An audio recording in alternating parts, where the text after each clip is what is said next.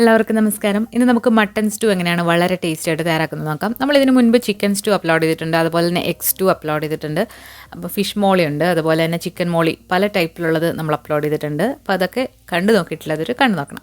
അപ്പോൾ ഈ mutton stew തയ്യാറാക്കാൻ വേണ്ടിയിട്ട് നമ്മൾ 1/2 കിലോ എല്ലോട് കൂടിയിട്ടുള്ള മട്ടനാണ് എടുത്തിട്ടുള്ളത്. അതൊരു പ്രഷർ കുക്കറിലേക്ക് ഇട്ടിട്ട് ആവശ്യത്തിനുള്ള ഉപ്പും അതുപോലെ തന്നെ കുറച്ച് കുരുമുളക് പൊടിയും കൂടെ ഇട്ടിട്ട് നമുക്കിതൊന്ന് വേവിച്ചെടുക്കണം. വേവിച്ചെടുക്കാൻ നേരത്ത് ഇതിൽ വെള്ളമൊന്നും ചേർത്ത് കൊടുക്കേണ്ട ആവശ്യമില്ല. മട്ടനിൽ നിന്ന് തന്നെ വെള്ളമൊക്കെ ഇറങ്ങി നന്നായിട്ടിത് കുക്കായി കിട്ടും. അപ്പോൾ ഇത് നന്നായിട്ടൊന്ന് മിക്സ് ചെയ്തതിന് ശേഷം നമുക്കിത് മീഡിയം ഫ്ലെയിമിലിട്ട് 3 വിസിൽ അടുപ്പിക്കാം. 3 വിസിൽ എന്ന് പറയുന്നത് ഇവിടുത്തെ മട്ടൻ വേവാനായിട്ട് 3 വിസിൽ മതി. ചില മട്ടനാണെങ്കിൽ നല്ല ഹാർഡായിരിക്കും, അപ്പോൾ അത് കൂടുതൽ സമയമെടുത്ത് വേവിക്കാം. അപ്പോൾ നമുക്കിത് അടച്ച് വെച്ചിട്ട് ഒരു 3 വിസിലൊന്ന് വേവിച്ചെടുക്കാം. മീഡിയം ഫ്ലെയിമിലിട്ടാണ് 3 വിസിൽ, അത് പ്രത്യേകം ശ്രദ്ധിക്കണം. അപ്പോൾ നമ്മൾ മട്ടൻ വേവിക്കാനായിട്ട് വെച്ചിട്ടുണ്ട്. ഇനി നമുക്ക് ഈ റെസിപ്പിയിലേക്ക് വേണ്ടിയിട്ടുള്ള ഒരു വലിയ സവാള നീളത്തിലരിഞ്ഞത്, എരിവിന് ആവശ്യമായിട്ടുള്ള പച്ചമുളക്, ഒരു ചെറിയ കഷ്ണം ഇഞ്ചി, 4-5 അല്ലി വെളുത്തുള്ളി, കറിവേപ്പില, പിന്നെ വേണ്ടത് 2 മീഡിയം സൈസിലുള്ള ഉരുളക്കിഴങ്ങും ഒരു ക്യാരറ്റും. ഒരു പാത്രം ചൂടായി വന്നപ്പോഴത്തേക്ക് നമ്മളതിലേക്ക് 1 ടേബിൾ സ്പൂൺ വെളിച്ചെണ്ണ ഒഴിച്ചു കൊടുത്തിട്ടുണ്ട്.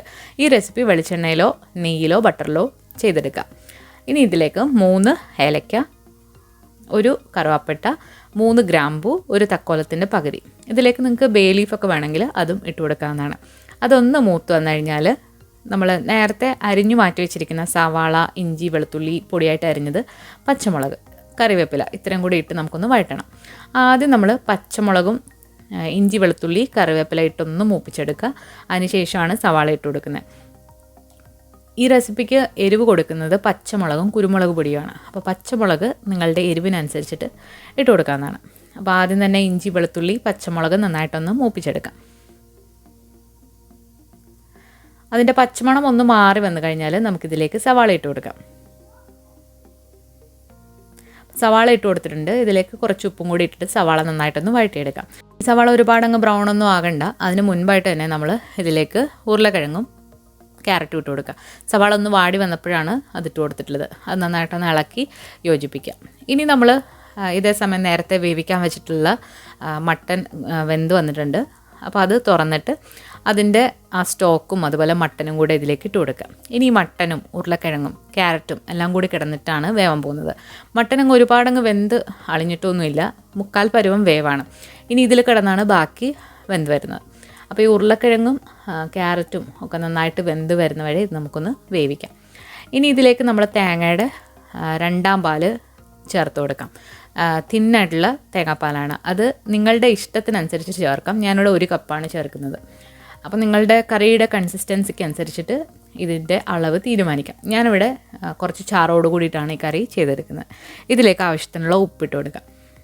ഇനി ഇത് നന്നായിട്ട് ഇളക്കിയിട്ട് നമുക്ക് അടച്ചു വെച്ചിട്ടൊന്ന് വേവിച്ചെടുക്കാം. നന്നായിട്ട് തിളച്ച് വരണം. നമ്മൾ ഇതിലേക്ക് ചേർത്തിരിക്കുന്ന തേങ്ങാപ്പാൽ വളരെ തിന്നായത് കാരണം ഇത് നമ്മൾ തിളപ്പിക്കുമ്പോൾ പിരിഞ്ഞൊന്നും പോവില്ല, നല്ല പെർഫെക്റ്റ് ആയിട്ട് തന്നെ വരും. അപ്പോൾ ഇത് ഒന്ന് തിള വന്നിട്ടുണ്ട്. നമുക്കിനി ഇതൊന്ന് ഇളക്കി നോക്കാം. നമ്മൾ ചിക്കൻ സ്റ്റൂ ആയാലും മട്ടൺ സ്റ്റൂ ആയാലും അതിൽ മഞ്ഞൾപ്പൊടി, മല്ലിപ്പൊടി അങ്ങനെയുള്ള സാധനങ്ങളൊന്നും ഇടില്ല. അതുപോലെ തന്നെ ഇതിൽ കടുക് വറക്കില്ല. അപ്പോൾ ഓരോ സ്ഥലത്തും ഓരോ രീതിയിലായിരിക്കും ചെയ്യുന്നത്. പല ആൾക്കാരും പല രീതിയിലാണ് ചെയ്യുന്നത്. അപ്പോൾ ഞാൻ ഇന്ന് കാണിക്കുന്ന എൻ്റെ സ്റ്റൈലിലുള്ളൊരു മട്ടൺ സ്റ്റൂ ആണ്. അപ്പം പലരുടെ വീട്ടിലും പല സ്റ്റൈലിലായിരിക്കും. ചിലർ വെളുത്തുള്ളി ഇടില്ല, ചിലർ വെളുത്തുള്ളി ഇടും.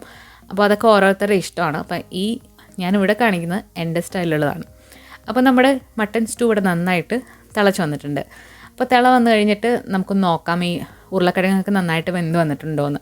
ഉരുളക്കിഴങ്ങ് വെന്ത് വന്നിട്ടുണ്ടെങ്കിൽ കറി ഏകദേശം റെഡിയായി. അപ്പോൾ ഇനി ഇതിലേക്ക് അവസാനം നമുക്കൊരു 1/2 ടീസ്പൂൺ കുരുമുളക് ഒന്ന് ക്രഷ് ചെയ്തത് ഇട്ട് കൊടുക്കുക. ഫ്രഷായിട്ടൊന്ന് ക്രഷ് ചെയ്തിട്ട് കൊടുക്കുകയാണെങ്കിൽ നല്ലതാണ്. ഇതിലേക്ക് നിങ്ങൾക്ക് ഈ സമയത്ത് തന്നെ ഒരു 1/4 ടീസ്പൂൺ ഗരം മസാല വേണമെന്നുണ്ടെങ്കിൽ ചേർക്കാം. അല്ലാന്നുണ്ടെങ്കിൽ 1/4 ടീസ്പൂൺ പെരിഞ്ജീരകം പൊടിച്ചതും ഇട്ട് കൊടുക്കാം. അത് ഓപ്ഷണലാണ്, നിങ്ങൾക്ക് ഇഷ്ടമുണ്ടെങ്കിൽ ചേർക്കാം. ഇനി ഇതിലേക്ക് കുറച്ച് കറിവേപ്പിലയും കൂടി ഇട്ട് കൊടുത്തിട്ട് നമുക്കിത് തീ ഒന്ന് കുറച്ച് വെക്കാം. ഞാനിവിടെ ഓഫാക്കുകയാണ്, കാരണം ഇതിൽ നല്ല ചൂടുണ്ട്. ഇനി ഇതിലേക്ക് ഒരു 1/2 കപ്പ് നല്ല കട്ടിയുള്ള തേങ്ങാപ്പാൽ ഒഴിച്ചു കൊടുത്തിട്ടുണ്ട്. അതിനുശേഷം ഇത് നന്നായിട്ട് മിക്സ് ചെയ്തിട്ട് നമുക്കിത് വാങ്ങാം. 1ാം പാല് ചേർത്ത് കൊടുത്തു കഴിഞ്ഞാൽ ഇത് ഒരുപാട് തിളപ്പിക്കരുത്. അപ്പോൾ എൻ്റെ ഈ അടുപ്പും അതുപോലെ ഈ പാത്രവും നല്ല ചൂടായിട്ടിരിക്കുകയാണ്, അതുകൊണ്ടാണ് ഞാൻ തീ ഓഫ് ചെയ്തത്. അപ്പോൾ ഇതൊന്ന് മിക്സ് ചെയ്തതിന് ശേഷം നമുക്ക് വാങ്ങാം. അപ്പോൾ നിങ്ങൾക്ക് ഇഷ്ടമാണെന്നുണ്ടെങ്കിൽ ഇതിലേക്ക് അണ്ടിപ്പരിപ്പ് മുന്തിരിങ്ങയൊക്കെ ഫ്രൈ ചെയ്ത് നെയ്യിൽ ഇട്ട് കൊടുക്കാം. പക്ഷേ മട്ടനിൽ ഓൾറെഡി നല്ല ഓയിലിയാണ്, അപ്പോൾ അതുകൊണ്ടാണ് ഞാനത് ചേർക്കാത്തത്. അതൊക്കെ നിങ്ങളുടെ ഇഷ്ടമാണ്. അപ്പോൾ ഇന്നത്തെ ഈ റെസിപ്പി ഇഷ്ടമായിട്ടുണ്ടെങ്കിൽ തീർച്ചയായിട്ടും നിങ്ങൾ ട്രൈ ചെയ്ത് നോക്കിയിട്ട് നിങ്ങളുടെ അഭിപ്രായങ്ങൾ അറിയിക്കുക. അതുപോലെ നിങ്ങളുടെ ഫ്രണ്ട്സിനോടൊന്ന് ഷെയർ ചെയ്ത് കൊടുക്കുക. പുതിയ റെസിപ്പി വീഡിയോ ആയിട്ട് നമുക്ക് വീണ്ടും കാണാം. താങ്ക്